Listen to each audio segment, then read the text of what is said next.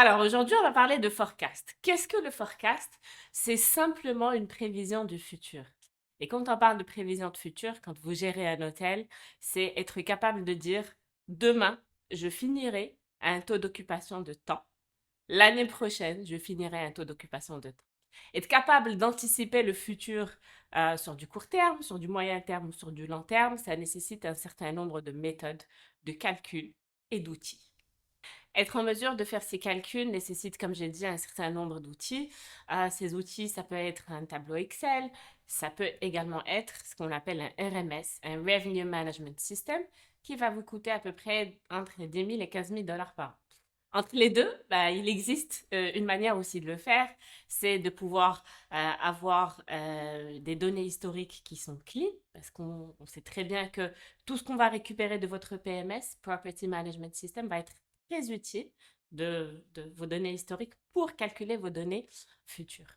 Parmi d'autres données qu'on peut retrouver, donc on a de la donnée interne, mais on a également de la donnée externe. Cette donnée externe va être quels sont les événements autour de vous, quelles sont les vacances scolaires, quels sont les impacts de votre concurrence. Un hôtel qui ferme à côté de vous va forcément avoir un impact sur la demande sur votre hôtel. Alors, ce forecast-là, qu'est-ce que vous allez en faire? Une fois que vous l'avez calculé, bien entendu, ça ne va pas rester sur un fichier dans votre ordinateur, il va falloir en faire quelque chose. Qu'est-ce que vous en faites?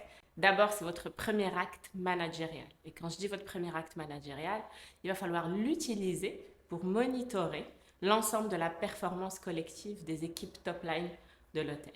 Ça veut dire quoi? Ça veut dire être en mesure d'animer un yield meeting ou un revenue management meeting une fois par semaine en vous munissant de votre forecast.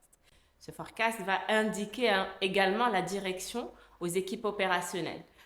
Votre directeur de restauration va vous dire quel est le forecast sur le mois prochain, quel est le forecast la semaine prochaine, simplement pour être en mesure de sizer l'équipe restauration.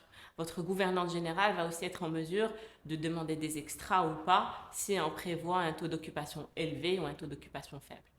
Ça sert aussi à faire votre stratégie tarifaire. Ça veut simplement dire que sur les prochains jours où vous serez sur un taux d'occupation élevé, votre pricing va monter crescendo.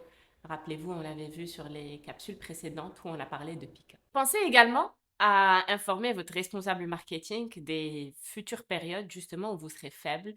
Quand je dis faible, où la demande sur votre hôtel va être faible. Euh, on l'avait déjà dit, le revenu management n'est pas qu'un métier de pricing, c'est également un métier où on va être force de proposition, où on va driver, monitorer l'ensemble des équipes marketing. Donc l'idée, c'est de pouvoir sortir des offres, c'est de pouvoir communiquer sur l'hôtel pendant les périodes faibles. Une autre idée aussi qui me vient à l'esprit, c'est de pouvoir être en mesure d'en parler avec l'ensemble des équipes opérationnelles. Et par là, je parle des équipes d'accueil qui sont là pour simplement dire bonjour monsieur, bienvenue à notre hôtel, qui ont un énorme impact sur le chiffre d'affaires. Vous l'avez également dit. Les hôtels qui ont le meilleur RevPAR de la ville, ça c'est une étude qui a été faite en Angleterre, sont ceux qui ont la meilleure note accueil client.